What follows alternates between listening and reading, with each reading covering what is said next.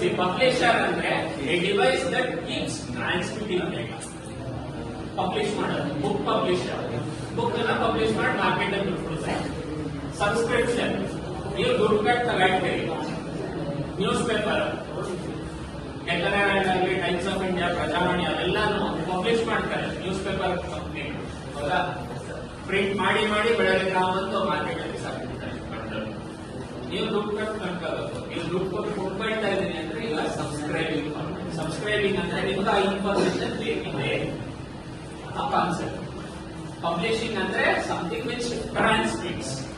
ನನ್ನ ಹತ್ರ ಈ ಡೇಟಾ ಇದೆ, ನಾನು ಕಳಿಸ್ತಾ ಇರ್ತೀನಿ, ಬೇಕಾಗಿರೋರು ಅದನ್ನ ತಗೊಳ್ಳಿ. ಯಾವ ತರ ಸಬ್ಸ್ಕ್ರೈಬ್ ಮಾಡ್ತೀನಿ. ಕ್ಲಿಯರ್? ರಾಸ್ ಕಾನ್ಸೆಪ್ಟ್ ಅದು. ಬಟ್ ರಾಸ್ ಅಲ್ಲಿ ಆ ಪಬ್ಲಿಷಿಂಗು ಸಬ್ಸ್ಕ್ರಿಪ್ಷನ್ ಕಾನ್ಸೆಪ್ಟ್ ಯಾಕೆ ಬಂತು ಅಂದ್ರೆ ಇಲ್ಲಿಂದ. ಓಕೆ, ಎಲ್ಲದಕ್ಕೂ ಮೂಲ ಇದು. Clear? Once this is clear, rest of the topics will be easy. ಯಾಕಂದ್ರೆ ಈ ಕಮ್ಯುನಿಕೇಶನ್ ಆಗೋಯ್ತು ಅಂದ್ರೆ ನಿಮ್ಮ ಪ್ರೊಡಕ್ಷನ್ ಲೈನ್ ರನ್ ಆಗ್ತಾ ಹೋಗುತ್ತೆ. ಕಮ್ಯುನಿಕೇಶನ್ ಆಗಿಲ್ಲ ಅಂದ್ರೆ ನೀವು ಏನೇ ಮಾಡಿದ್ರು ಪ್ರೊಡಕ್ಷನ್ ಆಗಲಿ ಆಟೋಮೇಶನ್ ಆಗಲಿ ಆಗೋದಕ್ಕೆ ಸಾಧ್ಯ ಇಲ್ಲ. ಮ್ಯಾನ್ಯಲಿ ಮಾಡ್ಕೋಬಹುದು. ಕ್ಲಿಯರ್?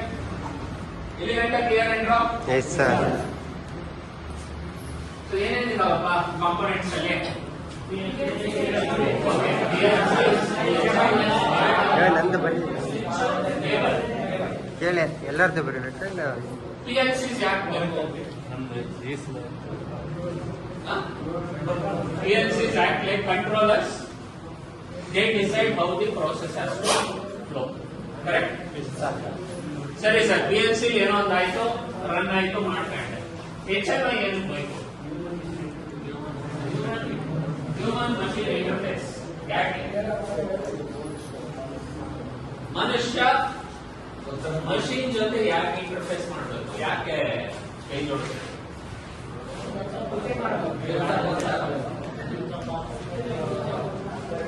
ಈಗ CNC ನಲ್ಲಿ ಜಾಬ್ ರನ್ ಮಾಡ್ತಾ ಇರ್ತೀವಿ, ಸ್ಪಿಂಡ್ ಔಟ್ ಹೊಡಿಯಕ್ಕೆ ಹೋಯ್ತು, ಜಾಬ್ ಹಾಳಾಗುತ್ತಾ?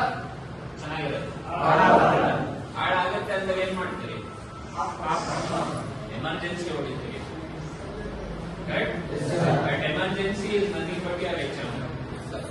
ಹ್ಯೂಮನ್ ಮಷೀನ್ ಜೊತೆ ಇಂಟ್ರಾಕ್ಟ್ ಆಗುತ್ತೆ. ಎಲ್ಲದಕ್ಕೂ ನಾನು ಮೌಸ್ ಹಿಡ್ಕೊಂಡು ಸ್ಟಾರ್ಟ್ ಕೊಡ್ಲಿಕ್ಕೆ ಆಗಲ್ಲ.